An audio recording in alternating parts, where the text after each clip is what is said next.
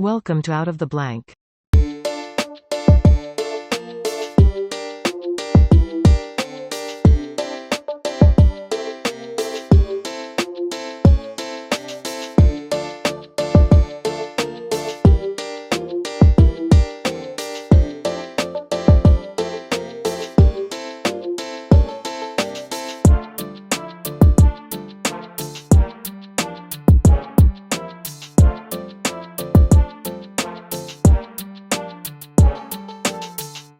Welcome to another episode of Out of the Blank podcast. I'm here with a special guest, Mr. Posner. It's a pleasure to have you on the show. Can you please introduce yourself to everyone out there listening? Robbie, I'm Gerald Posner. I'm an investigative reporter. I've done 13 nonfiction books, ranging from everything from political assassinations to Nazi war criminals to Saudi Arabia 9/11, books about the history of Motown, finances of the Vatican, and the most recent book was an investigative history of the drug industry. Have you ever thought about writing a book that was like more like Bob Ross centered or something? Because those are a lot of heavy topics, man. I mean, that's I get it. It's trendy and it's kind of very serious, but I feel like after a while writing about that type of stuff or investigating it, just got to get difficult. Well, and I work actually with my wife, Tricia Posner, her last book was called The Pharmacist of Auschwitz. Is the first nonfiction book about the pharmacist who ran the dispensary at the largest death camp in Nazi occupied Poland, and nobody had ever done that story. So even in our spare time, we're doing, I'm researching her books as she's researching mine. We find that for us, we've got to be on fire about it, because I live with the topic for a year or two or sometimes more. The Vatican book took on and off 9 years in between other books to get done. So it has to be something where I think there's history in it, there's investigative, there's new material to find out. And I go into it with the same approach. The reason that I get so excited about it is I don't know where I'm going to come out. So it's odd, because in publishing, most authors go to a publisher and they say, by the way, I want to do a book on the Kennedy assassination. I want to do a book on the drug industry or finances in the Vatican. And here's my conclusion. Here's what I think the book is going to say. They give them the whole package. And then the publisher, like Random House or Simon & Schuster, says, great, we like that. We'll sign that book up and you finish it up and go and do some research and come back and we'll publish it. I go to publishers and I say, hey, I'm interested in this subject, like the JFK assassination or the pharmaceutical industry, but I don't know what I'm going to say. I always have a bias going in. We all have some opinion of what we think we're going to find, and nobody's a complete blank slate. So when I went in to do the JFK assassination in the 90s, early 90s, I thought it was likely the mob. That was my most suspicious feeling because of Jack Ruby having murdered Oswald. When I went into the drug industry, I knew there were a lot of bad stories about the drug industry, but I had no idea how much. When I went in to do a story about the finances of the Vatican, I didn't realize the Vatican was essentially running an offshore bank in the heart of Rome, a foreign capital.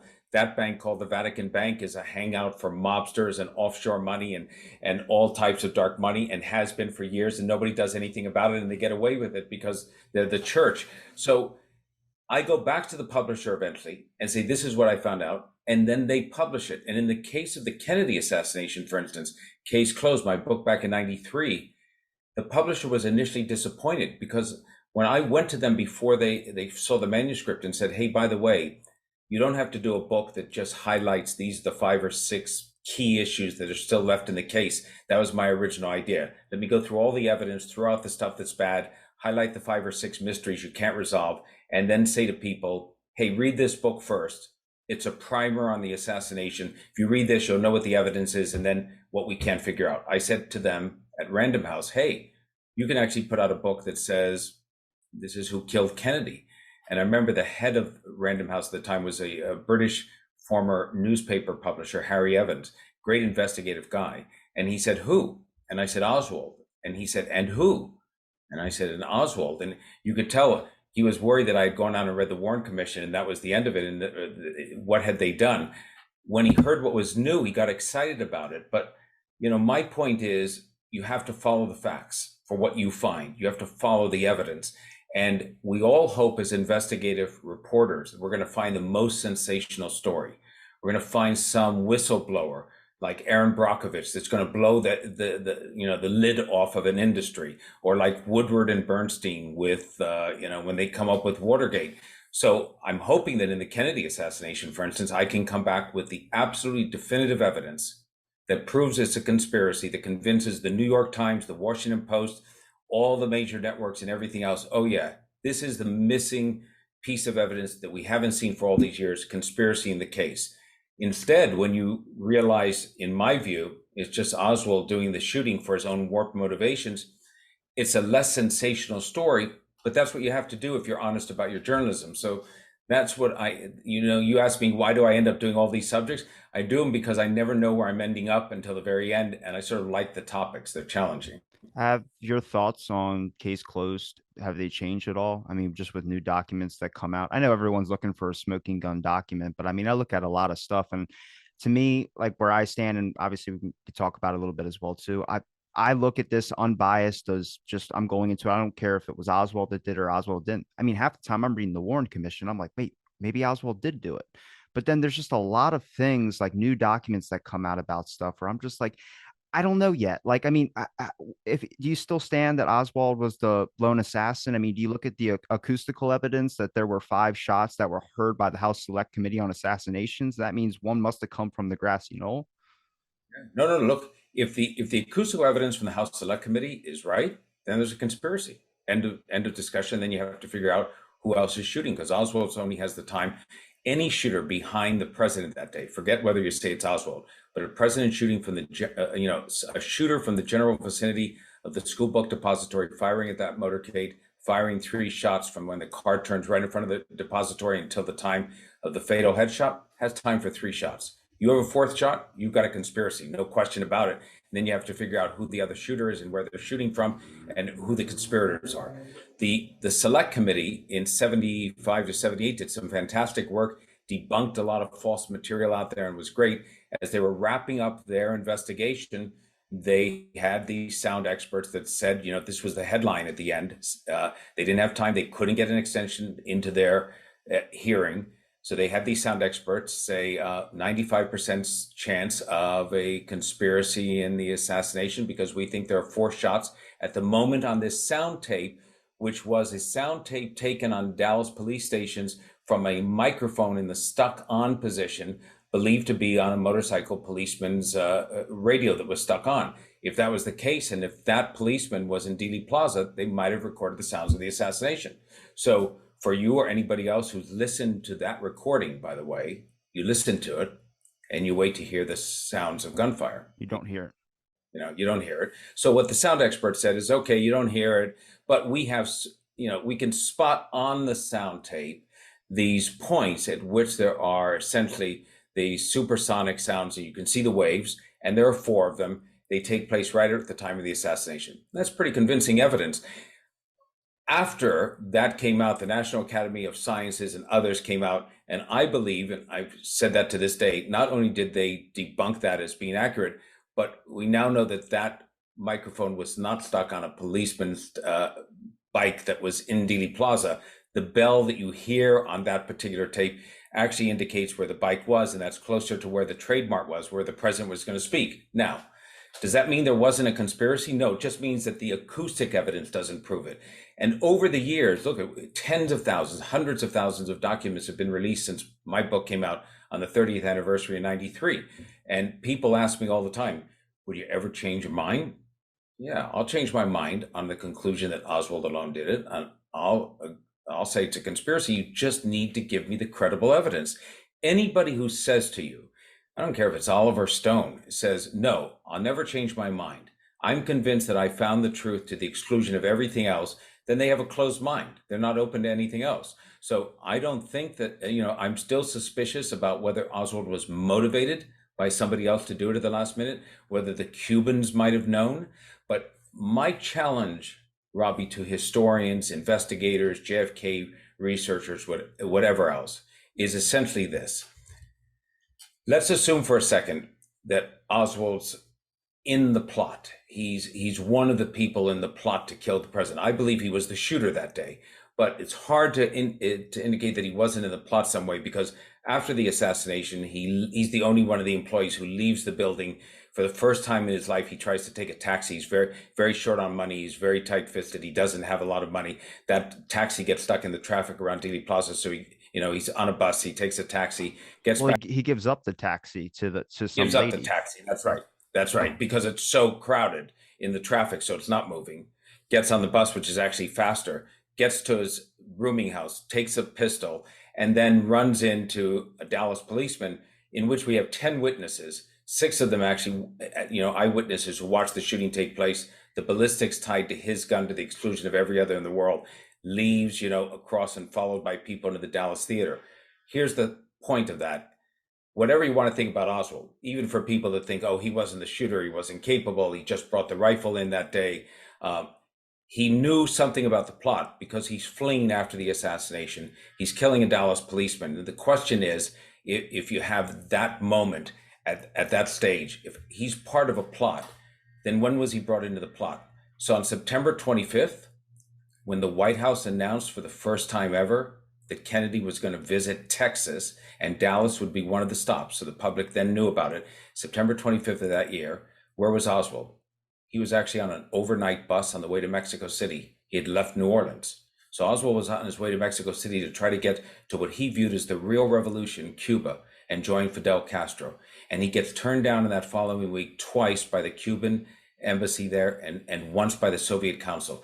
We now know, because the Soviets have released the files, he took his pistol out, he slammed it on the table. He supposedly said at the Cuban embassy that I could do anything, I could kill the president, I could, he was viewed by them. They contacted the KGB because he had lived in Russia as a defector, and the KGB said the guy is crazy. So hold on. He comes back to the United States the beginning of October.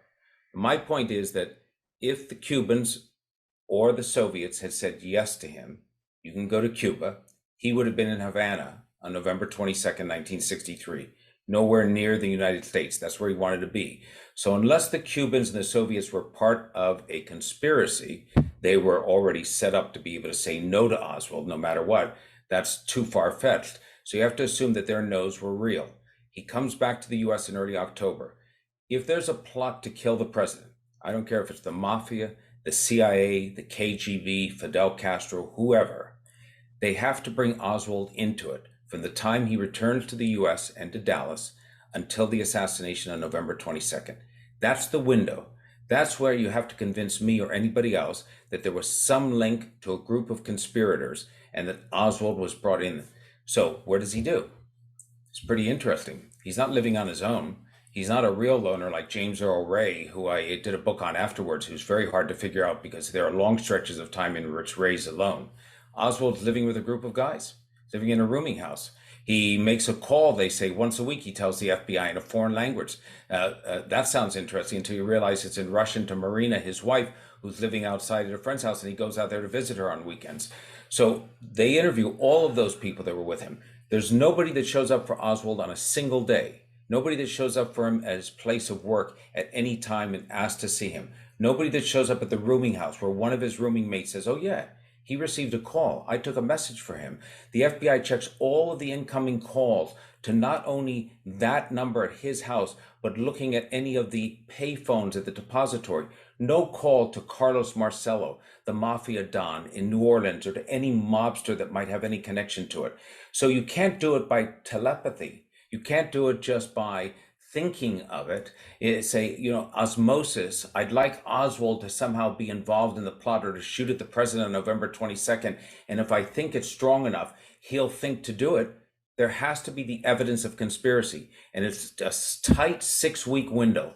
And nobody has been able to come up with a single credible piece of evidence that ties Oswald into that plot. And that's why, Robbie, I believe that so many people who study the case, who convince it's a conspiracy, try to push Oswald out of the plot. They say, oh, he's just a patsy.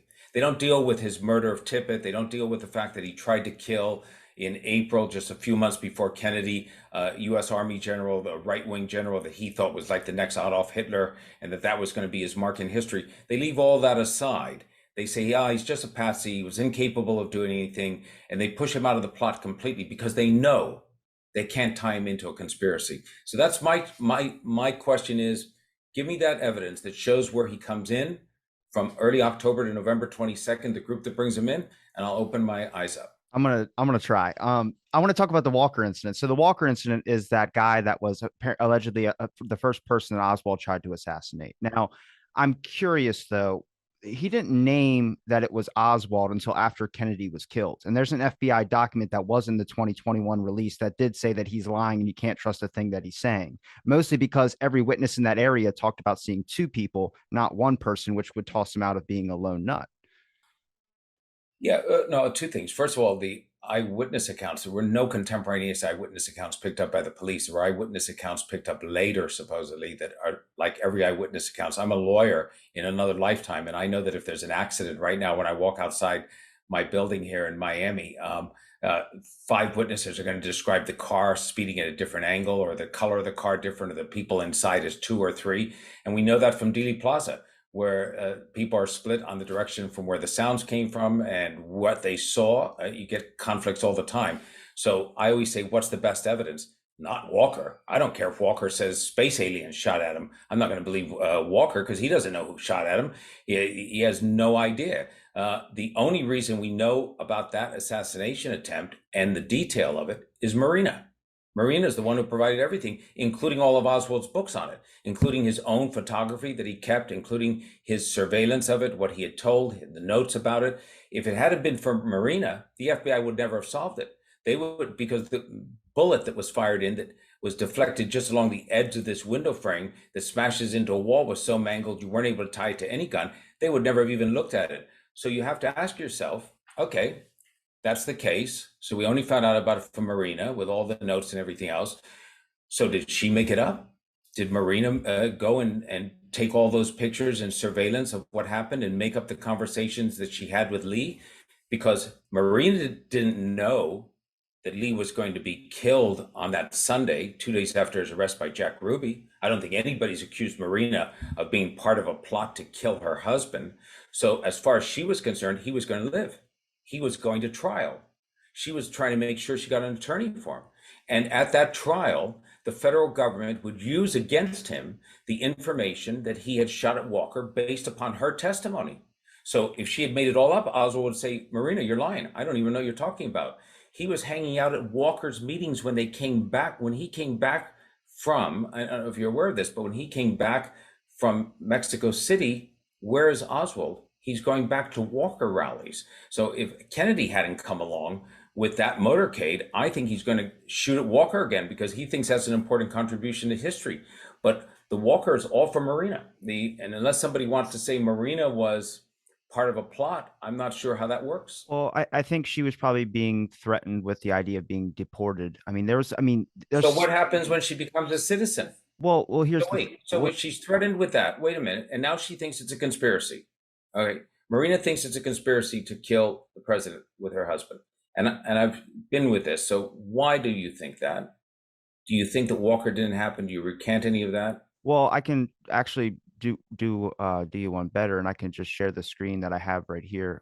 It'll show up in just 1 second, and this is from Edwin A. Walker, Senator Frank Church.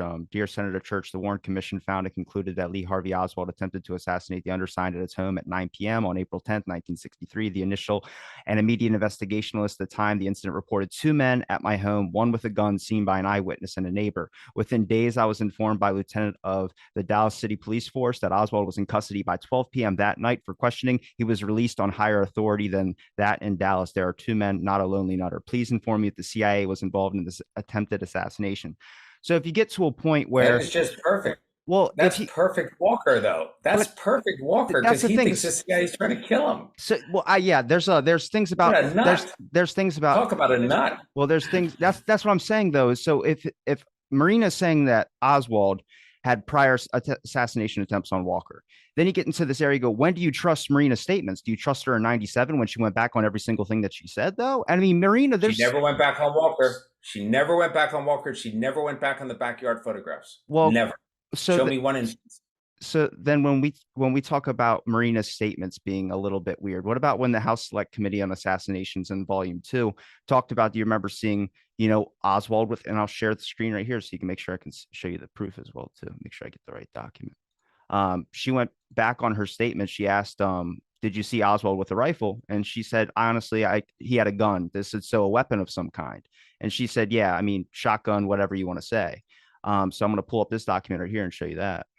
I'm just like, this is all like what I'm saying. I'm just going by documents. I'm going by this is their testimony. The thing right here, it says, do you know what was your understanding that they knew of any individuals before he went to the Soviet Union? No, I don't think he knew them before. But when he returned, yes. Miss Porter, you testified earlier that when in Russia, you recall that Lee owned a rifle. Yes.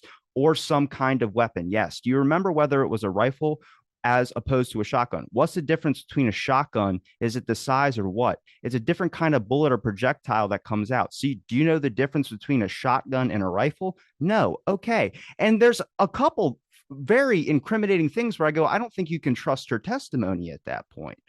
And Wait, it's so same thing with hold on a Helen second. Markham So as well wait, too. wait, hold on a second. You mean you don't know if you believe that Oswald owned a gun in Russia? I believe he owned a gun, yes. But In Russia. when we talk about Yeah, trusting, right. but when we talk about trusting Marina's statements or going by what Marina said, So Marina let was me so back and so let forth me on ask that. you so let me ask you a question because it's just sort of I guess a basic thing. If we can't agree on what I view as facts, then we can't have a discussion on it because you can't agree on the basic facts. So you think that the Marina's still lying to this day that she took the picture of Lee in the backyard with him holding his gun? I haven't even brought up the backyard No, photographs. no. I'm just But going I'm by asking this. you, I think she's lying about what happened with Walker to this day. I I'm not too sure on the Walker thing. I mean, I looked up by the FBI document that says Walker could be, conflating this because I mean, you have someone that just assassinated President Kennedy, but then you have him assassinating someone who's on the complete opposite political No, spectrum. no, no. I'm just wondering though about Marina. Your view is that she's lying about Walker and she's lying about the backyard photos? I'm not saying I haven't even touched the backyard photographs. No, no, no, no. But I'm asking you. I don't know about the backyard photographs. I couldn't tell you if they were legit or not. I haven't really looked into those. But about Walker, you think she's lying? About Walker, about her saying those types of things, I go by the witnesses that say they saw two people there. I No, don't know no, if no, Oswald was no there. witness. What witness statements? That's what Walker said. Walker lied about everything. There wasn't there a child and there was two other people as neighbor in the area. I don't know the names of the individuals, but I remember reading a document saying that they saw two people and they saw two cars speeding off in different directions. No witness statements from the police that night. Nothing in the police files. Walker made that up. So wait, then if Oswald was arrested for at 12 Oswald p.m., wasn't arrested. That's the point. so that Oswald was wasn't arrested. So the point is Walker lies about everything in there. He's got everything wrong. And that's why I think that so many things, Robbie, get into this case and get repeated as facts. And people believe them to be facts because they get repeated so many times. And then if you go back and you check the original files, now I'm sure that there's some conspiracy theorists out there who think so whoever the they is, the same they in the secret government that can't build a homeless shelter on time or on budget, somehow they only do things absolutely efficient when they're doing something nefarious. They must have gone in and taken out any of the witness statements that existed about the Walker shooting that night, and they must have taken out the arrest record of Oswald from that night, and they must have made Marina believe that he really arrived home that night, even though we it's a had lot him of work. arrested at midnight. And so, I'm with you on that. That's a lot of work. Usually, when I'm talking to someone about this and they start going, "Oh, they destroyed that or they destroyed this," that gives me pause because I'm like, okay, well, that's like an easy escape route to not explain why you don't have the document. But then you can point it back to why 1035 960, the official statement from the Warren Commission, was given to every media outlet, and at the bottom of it says "destroy when no longer needed." I mean, yeah, that's so. Then I have to but validate them as when well too. when no longer needed is a very, very open thing. So I'd be holding on to this day. The That's what I'm so saying. So but the thing is, I think that so, and this is critical in some ways for my view of it. Let's say for a second that Oswald shot at Walker. Let's say that he shot at 5 political leaders before he shot at Kennedy. He didn't. Don't worry. I'm not saying that he did, but he shot at Walker. Doesn't mean that he killed Kennedy. Doesn't mean he shot at Kennedy. doesn't mean there wasn't a conspiracy. So I'm not one of those people who says, oh, by the way, he shot at Walker, and therefore we know he's going to be the assassin on Kennedy. No, I think that that is an indication that he could take political assassination as part of his political philosophy. All right, he viewed himself as being able to move to that next step, which very, very few people do. But still, doesn't tell you if he was the shooter on November 22nd. And even if you conclude that he's the shooter on November 22nd, as I do, it doesn't tell you if there's a conspiracy or not, because the tougher question coming out of it is there a conspiracy to kill the president? Was he part of it?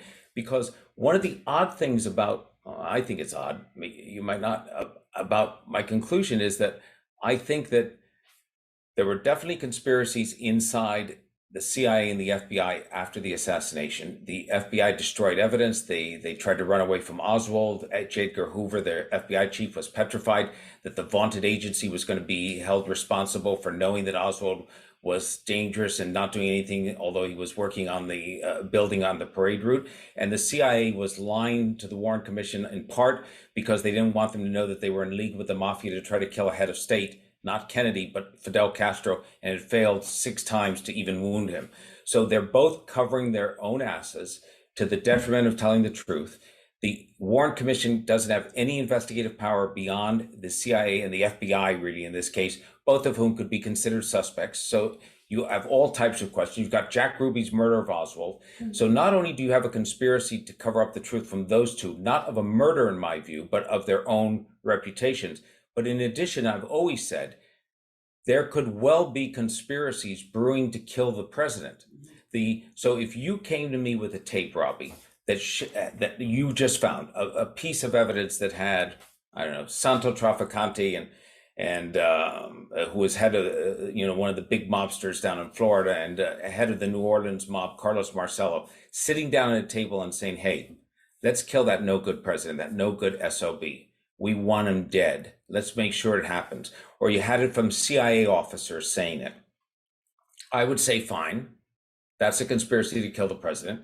Now show me that the shooter, who I think was Oswald, was tied in that conspiracy. Because in my view, you always have plots brewing against US presidents. If Joe Biden was killed today, or if Barack Obama or Donald Trump had been killed while in office, we'd immediately say, okay, who did it? Islamist terrorists, anti-abortion people, survivalists. There's a whole group of possible suspects. Same with JFK. So conspiracies, were they afoot? Were they brewing against Kennedy? I have no doubt about it. My challenge to those who find a conspiracy is to show me how it works with Oswald. That's sort of the crux of it. So do you think, do you think Oswald went to assassinate Walker? And then also, you said that he did kill Kennedy. Right. I think that Oswald, people say he was a leftist. I don't think he was a straight leftist. Yeah, he thought that the real revolution was happening in Cuba, but he hated the Soviet Union after he had stayed there as much as almost he hated the United States. He came back to the United States, he says in his own writings, because it was the lesser of two evils. He thought that the Soviets had really bungled and mangled pure Marxism. The Lee Harvey Oswald that I came to understand, and you know that 40% of my book is a biography about him in detail, and in detail that maybe more than any other single book that you end up picking up. Because I think if you don't understand Oswald, you have no idea why he might end up in the window of the 6th floor of the Texas School Book Depository firing at the president. One of the big failures of the Warren Commission was ever giving us motivation and motive, explaining the why. You only get the why if you get Oswald. So the Oswald I came to understand, somebody could disagree with this, could have been on the 6th floor of a building in downtown Moscow shooting at Nikita Khrushchev, who was the head of the Soviet Union at the time, if that opportunity had come up.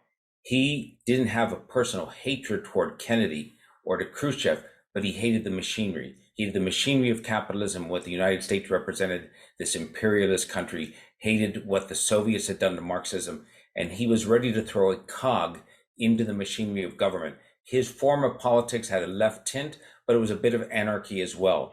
And it turned out that Kennedy was a gift on a silver platter.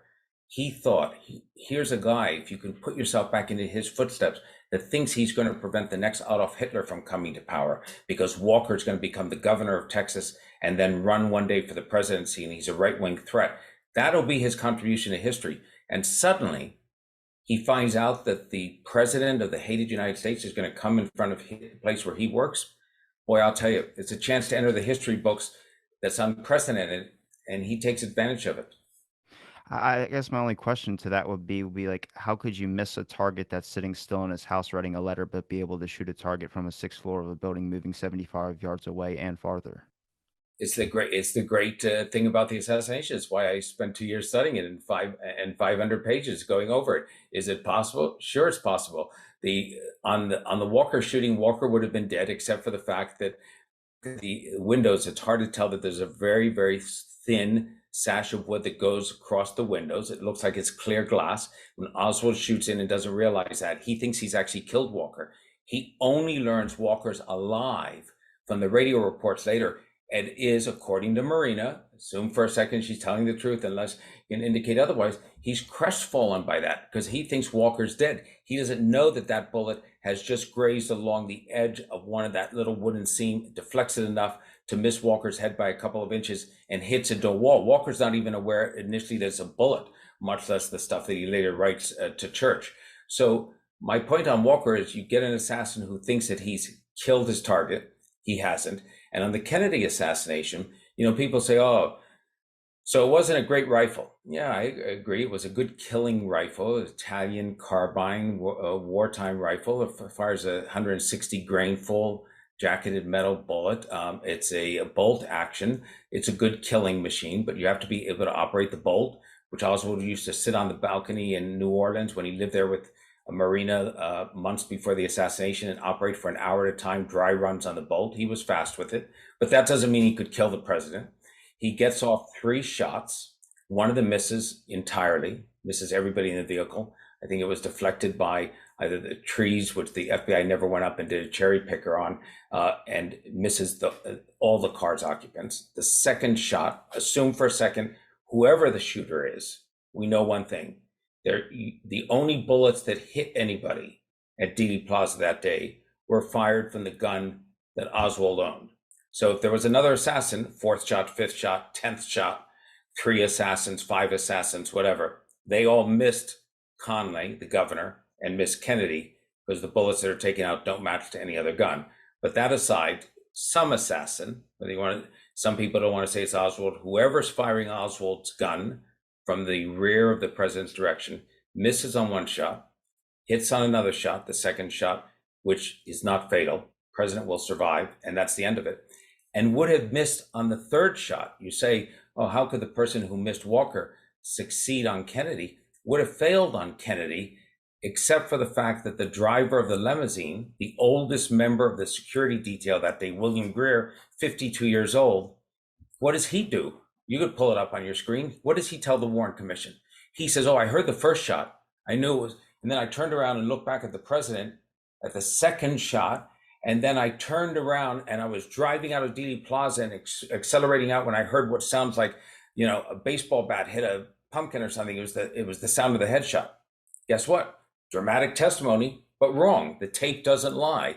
You look at the film of the Zapruder film, the homemade movie of the assassination, and he's incorrect about what he says. He turns to look at the president after the 2nd shot, and he's looking at him at the time when the car then slows from 10 miles to between 5 to 7 miles an hour.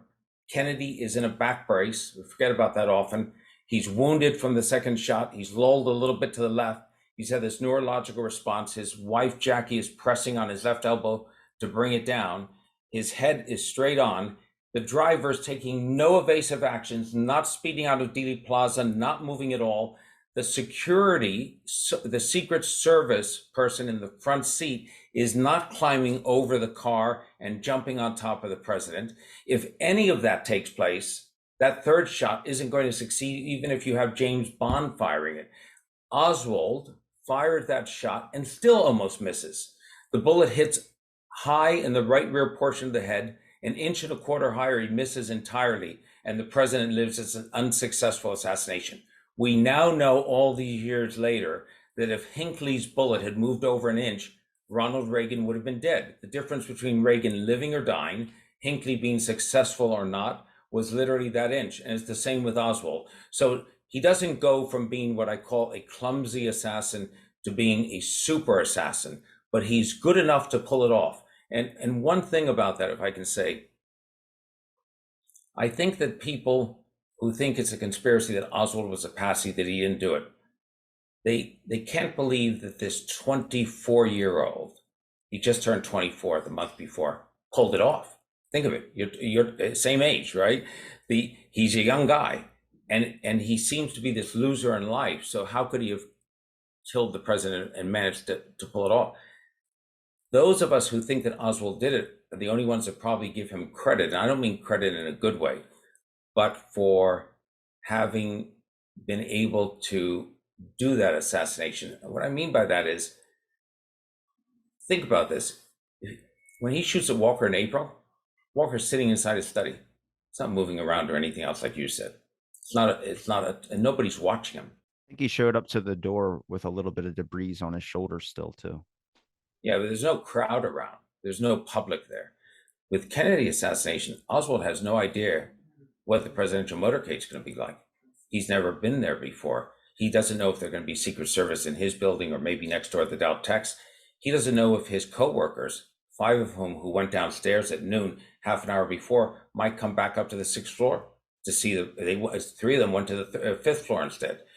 If somebody stays on his floor, in my view, there's no assassination that day. It's not a suicide mission. So Oswald will take that rifle back. We don't know how many times in history somebody may have gone to a political rally with a gun hoping to get a chance to kill the candidate, and then they never get the chance. In Oswald's case, nobody comes back to that 6th floor. He sets up what I call the sniper's nest. And then you have to imagine that when that, I don't care how many times he's seen the president on a television news program, but when that car turns the corner a block away and starts to head toward the depository, it becomes real. There is Jack Kennedy and there's Jacqueline Kennedy in her pink Chanel suit, and the governor of Texas with his Stetson hat looking like he's out of central casting, and his wife, the Secret Service in the front of the car, the open limousine, and your adrenaline has to be up here, right up to as high as it could get. Now you have to take that gun, the bullet's in the chamber, so the clock starts running from the time you press the first trigger. You're ready in your mind to try to kill this person, but now you have to pull it off. You have to do it. And there are people who would have just taken that rifle down and forgotten about it. There are people who would have missed all 3 shots because their nerves would have been so great. And he stays with it. Now, I don't say that in terms of admiration, but I'm saying it's not a simple process. I think we tend to underestimate how high his nerves and stress and adrenaline must have been, and yet he still managed to stay with it and then keep his head about him afterwards to get out of the Texas School Book Depository within 2 minutes.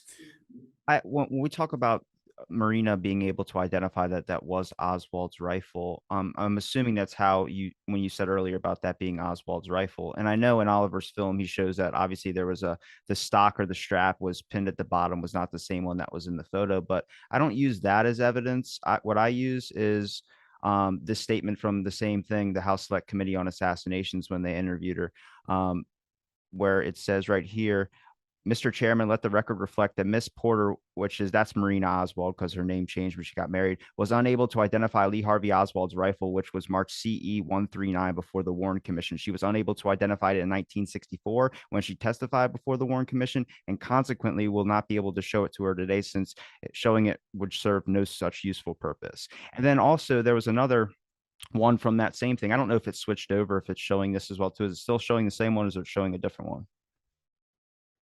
Can you hear me? It's showing the same one. Okay. Showing the same one. So I'll share screen again. So this one right here, it's the same exact one. Hang on. Sorry about that, technical difficulties. This one right here, where you said that hearing him reload and do the cocking and the pull back, and she never heard any sound. She didn't even take time to pay attention to that. She said she was looking through, he would sit at his rifle on a screened-in porch on the balcony. He asked through a scope, and she didn't know what a scope was. She later found out, she states in the testimony that she later found out what the scope was, but she never even thought to even take account for the sound of anything. And this is what was weird to me, was that this is the most weird, distant relationship I have ever came across. Just reading it. Oh, well, he would be pissed off and wouldn't want me to talk to him. So we kept our distance. I never even thought to look into his rifle. I don't know half the people now that are married to someone and don't go through their shit. I'm just saying, like, to me, that was just strange. Maybe it's different times. Like I said, I had to take an account for the time I had to look at. Like my whole thing, every document I'm coming across of is saying communism. Make sure that it's this person. So there's no idea of conspiracy. We can't let this fear of communism. So I go, well, what the hell is communism? Like, how big of a fear was it? I don't know what that fear is, but I can relate it to the fear of COVID when it first started. Everyone thinking that their family members were going to die. That's probably what the fear of a next world war back then was. It was so peaked up high. So I get the idea of blaming this person and making him, whatever, manipulating evidence, whatever you want to say, to make him look like the assassin. So you're not going to war with Russia or Cuba. Because one thing Kennedy did do was he opened up backdoor channels between Castro and Khrushchev. And I have their testimony statements where they sent a letter out when Kennedy was assassinated saying, our heart goes out to you, people of the United States of America, for the death of John F. Kennedy. But then there's like a weird little thing under it where it says, who is going to be resuming power or taking next power? And it's that fear of Johnson, because under the guise, which everybody knows, is that Johnson, after Kennedy's death, even though he said he was going to keep Kennedy's policies, reversed them all. And we ended up staying in Vietnam and uploading way more troops there, and we're there way longer than what Kennedy wanted. Well, you say that, but I'm sort of, I have a Substack called Just the Facts, and so I'm just I'm so boring on this. So people say, oh, Kennedy would have done X on Vietnam. All right, so I say we don't know. You can look at all the evidence, and everyone wants to think that he would have done the right thing, which would have been not getting involved in this swamp and this morass that killed 58,000 Americans and caused years of all that heartache all the way around. And maybe he would have. We tend to read into his young presidency all the right decisions in the future, even faster on civil rights and everything else, but we just don't know. And the thing is, when you say he opened up backdoor channels to Khrushchev and to Castro, and he also was the one who approved with his brother Bobby the plots that would kill Fidel Castro. So they were ready to knock Castro out. So yeah, may have opened up the backdoor channels, but they wanted Castro dead. So it was an unusual, remember, and that standoff with Khrushchev on the Cuban Missile Crisis, Kennedy won, the US won. There's no question, because Khrushchev blinked, but because we came to the brink of nuclear annihilation. So my point is, yeah, you're right.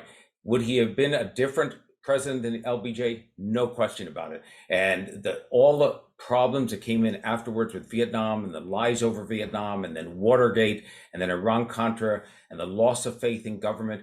And we mark the Kennedy assassination as the start of that. And I understand the reasons, by the way, as to why people are so suspicious about the Kennedy assassination, because not only just Oswald and the question of the shooting, but for me, if you want my original real suspicions, it's because we don't get a trial.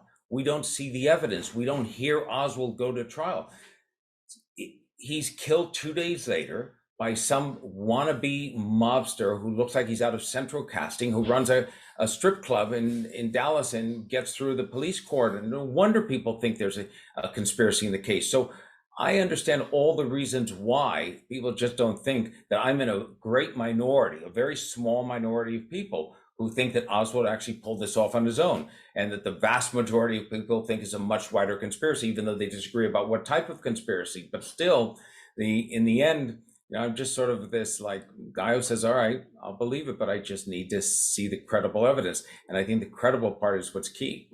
Well, that's the most difficult part for someone that's a newer generation looking back at something that was way before their time. I mean, I came into this looking at it like, okay, we said, well, you said Oswald's 24 years old, a bit of a loser type. I mean, that fits my description. I'm in the same boat. So I'm like, okay, I can't kill the president. I can't pull that off. I don't have any ability to, but I'm looking at all these things and I just don't see like reasonable things you can question. If you killed the president, people said it's because he's a lone nut, he's mad. Well, he's also saying he's a patsy, and he's also asking for a lawyer, which to me doesn't fit a description of someone that would do those types of things. Now, that can be speculation, or that could be my own personal thoughts, obviously. So we don't have to consider that even evidence, or we don't have to look at that. But then you kind of look a little bit more into Oswald. And I mean, people saying he's Central Intelligence, he's got fingerprints of intelligence. Why is he in Russia defecting his citizenship? Why, when he came back, nobody gave him an interview? I think it was one FBI agent talked to him for an hour. And then he's friends with George de Mohrenschildt, people on the right, like right wing, white Russian type people, but he's being labeled as a communist, which doesn't make any sense. As a communist, you would have communist friends. You would hang out with these You would things. think so, but there are no communist Russians in Dallas. There are only white Russians. White Russians meaning anti-communist Russians, and those were the people that Marina hung out with because they were the people that spoke Russian, and she wasn't speaking English very well. So Oswald would sort of get into heated arguments at times with him, and they thought he was a jerk. You've seen that testimony. It's those Russians who give some of the most damning information about Oswald later, but it doesn't mean he shot at the president. Again, I go back to this. He beat Marina. Okay, he physically was abusive to her. So I don't mean so in terms of making light of physical abuse of his wife, but it doesn't mean he shot the president. And he defected to the Soviet Union, and that was an unusual thing to do. I agree. Came back to the United States, but so did, I talk about this in books, a dozen other defectors, one of whom actually a former Marine had renounced his citizenship. Oswald had failed to renounce his citizenship, had tried to, failed to. They thought he was a spy. That's why. Yeah. But then they moved him out to this provincial capital because they thought he was also a little off kilter. Remember, with Oswald, we get two psychological tests: one when he's a teenager, young teen, and one later when he defects to Russia. One of the one when he's 13 years old concludes essentially it's passive aggressive schizoid personality features with a tendency toward violence. But again, that doesn't mean he shot at the president. So I think that people who make the case for conspiracy say, oh, he was just this, unusual guy. We don't have all these questions, and he couldn't have been the one who shot at the president. And people who are just what I call Warren Commission advocates who don't want to argue the evidence say, oh, well, look at his past. It was so troubled. There's a lot of people who have equally troubled past, and they don't end up shooting at the president of the United States. So my point is that you study Oswald, you get to understand, I think, why he did it. But at the same time, it doesn't mean he was destined to do it.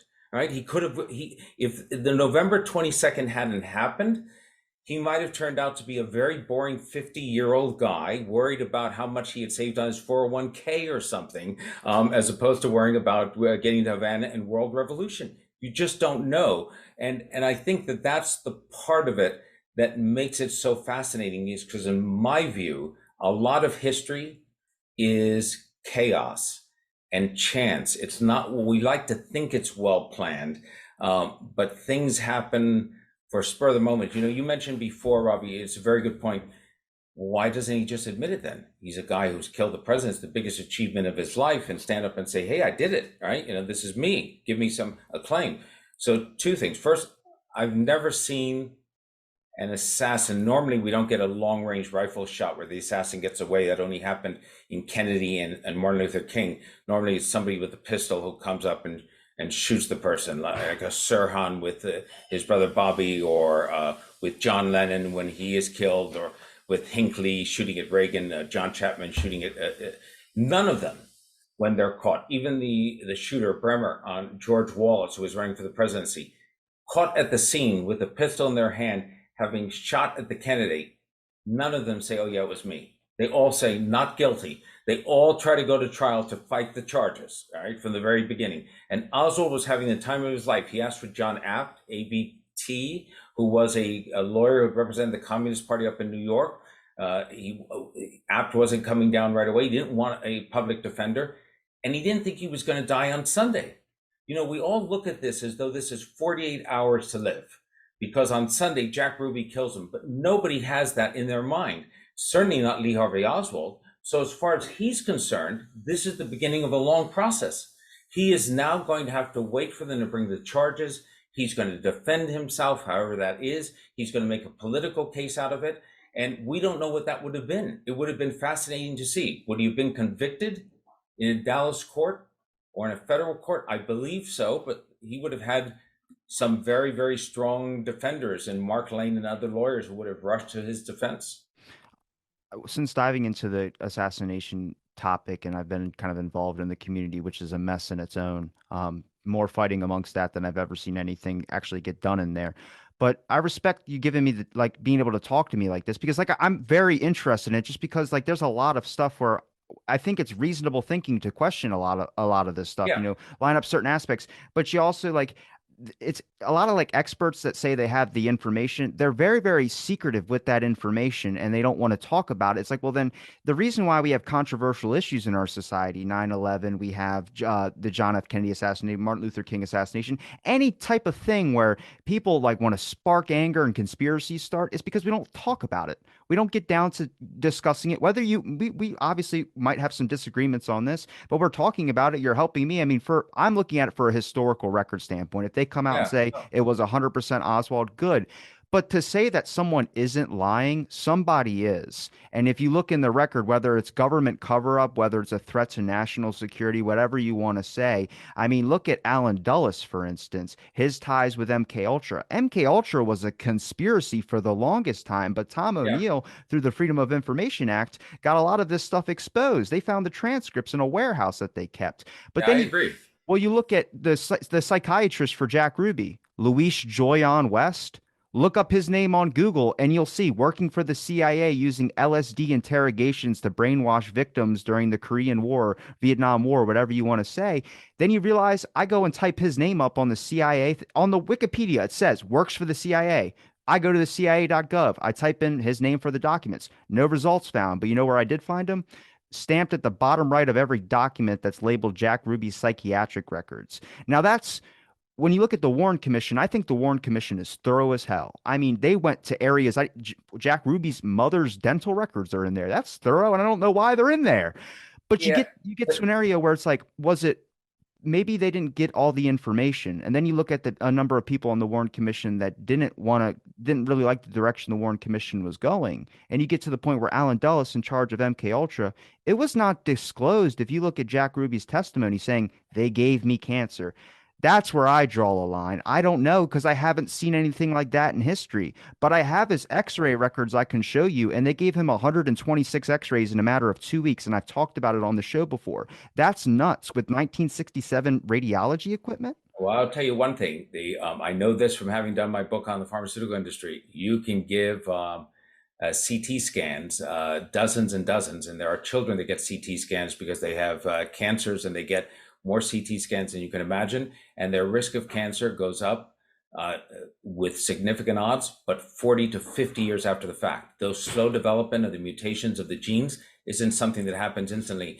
They could give cancer to somebody in a 1 year or 2 year period. Then I'd like to know how they lost the ability to do that from 1964 until 2022, because they're still unable to do that. That idea. So it's always one of those things. But it's what you said.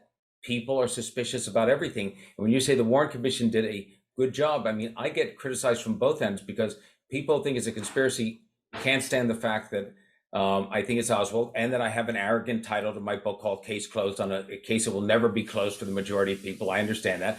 But the Warren Commission fans also get aggravated because I criticize the Warren Commission. I don't think they did an aggressive job on looking at Ruby's possible mob contacts enough to really dispel those at the time. They didn't follow up on those. They didn't disclose, because the Kennedy family asked them not to, the x-ray photos and the autopsy x-rays in the photos. They should have been part of a limited disclosure. They didn't set up any apparatus to answer questions as they continue to come up. They didn't explain motive. They got the sequence of shots wrong at Dealey Plaza. I believe, we'll have to discuss this on yet another time, because it'll take a longer time. I think they were right on the so-called single bullet, but they couldn't prove it. They guessed it. And it turns out that 30 years later and 40 years later, you could do ballistics tests, and it turns out they were right, but they took a guess at it, and they could have easily just been wrong. And they were under tremendous pressure, as you said, to reach a conclusion that everybody signed off on, even if some had their doubts. Some thought, oh, I think the Russians could be involved, and some weren't sure that, really it couldn't be something else, and Oswald, it couldn't just be Oswald on his own, but they all signed off on it because LBJ, who thought that it was likely the Cubans, that Castro found out that we were trying to kill him and he killed Kennedy first, he agreed to say, yes, they came to the right conclusion on Oswald alone, even though he didn't believe it himself, because they didn't want to go to war with anyone. So there's all that conflicting political pressure on them. Today, let me ask you, Robbie, if we had a political assassination of a president, would this country tolerate 7-person blue ribbon panel being appointed of all guys, and then they look at the evidence for a year and they come out with a conclusion and say this is what happened, we'd throw it out. We'd say no way. It'd be a much more open, aggressive, transparent process. And I think that's the problem with the Warren Commission. They came to the right conclusion, in my view, but they've got a lot of problems along the way, and many of their problems set up the basis for conspiracy speculation after the fact. I don't want to come off as a Warren Commission defender. I meant the way I look at it is there was a lot of secrets that they weren't informed on, things that were going on, like MK Ultra. Like someone should have disclosed that Luis Joylon West was, but nobody would have known. Alan Dulles might have known because he was in charge of that program. But it's this aspect of like they didn't. That was top secret. That was clearance that wasn't disclosed to the court, so they would have never let that happen. And I think if you look at the Warren Commission, they were investigating a lot of stuff. But obviously, with hindsight, we can look back and say they should have did this and they should have did that. But they also didn't know a lot of this other stuff that was going on under the works too. They're thinking I mean, the Warren Commission, in my opinion, looks like it should have been to investigate the president's death, but this was like Lee Harvey Oswald did it, and we're going to show you how. And it's like, oh, that's not really a thorough investigation. There should have been a little bit more, interviews and things that should have been done. Barry Ernst, for instance, the girl on the stairs, talked about that there were more than one person on that staircase, but they only interviewed one. I mean, that makes a little bit of sense of like, yeah, there were some spots where they missed, but I can't Monday quarterback. I mean, I can't 60 years later try and talk trash on this, but it's just trying to understand it is the difficult part. And I don't think, look, I mean, I don't think we as a country will ever come to a single conclusion on who killed Kennedy. That without any question, and Jack Ruby guaranteed that by killing Oswald and silencing him. Even in the murder of Martin Luther King, in which you had James Earl Ray caught as the assassin, and he pleaded guilty, and then recanted his plea afterwards. Once death by execution was taken off the table, he could only get life in prison. He said, "Okay, now that that's gone, I recant it," and then told a story about how he was, brought in by this mysterious guy Raoul and everything else, and told that for decades. A lot of people did not believe him, and some believed him. That might have happened with Oswald. Even if Oswald had gone to trial and had been convicted and said, "By the way, I didn't do it. There was really a group of guys that I met down in New Orleans or whatever else and they took my gun or they whatever else," there would have been a lot of people still thought it was a conspiracy. But with Oswald dead, I understand that this case will remain unresolved for most people for a very long time, if not forever, despite my good efforts to bring a little bit of sanity to it in case closed.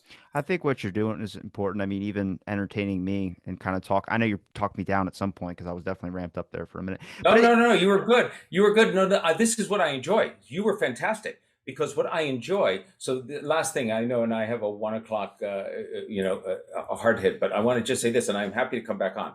So the problem is, I was on the debate club in high school. How about that, man? That's a bad sign. Not football or anything else. Debate. Same in college. So I like debate.